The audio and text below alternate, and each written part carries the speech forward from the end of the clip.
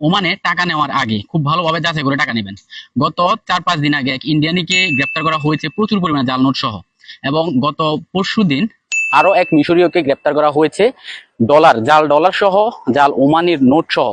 তো অনেক মানুষই আছে যারা বলে যে আমার কাছে ডলার আছে, আমি আমার কাছে ভাঙতি নাই, তুমি ডলার রাখো, 2টা রিয়াল আরো বেশি পাবা, তুমি রেখে দাও, এটা আমাকে 2টা রিয়াল কম দিলেও হবে, আমার কাছে এখন রিয়াল নেই, কোনো একটা খরচ করবে আপনাকে দিয়ে দিবে, আপনি হয়তো ভাববেন যে এক্সচেঞ্জ করলে এত টাকা বেশি পাবো, নিয়ে নেবেন, কিন্তু এগুলো আসলে জাল ডলারের নোট। বেশ কয়েকজনকে গ্রেপ্তার করা হয়েছে ওমানে।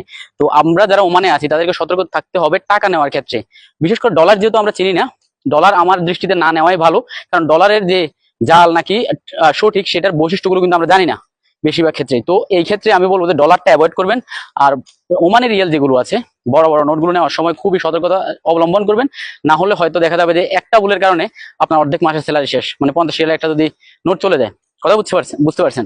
আবার দেখা যাচ্ছে যে 2-3টা যদি নিতে পারেন তাহলে তো আরো কেয়ামত অবস্থা। তো এই হচ্ছে বিষয়। আশা করি আপনারা যারা টাকা লেনদেন করেন বা ক্যাশে আছেন বা যেখানেই থাকেন না কেন, টাকা লেনদেনের ক্ষেত্রে সতর্ক থাকবেন। আসসালামু আলাইকুম।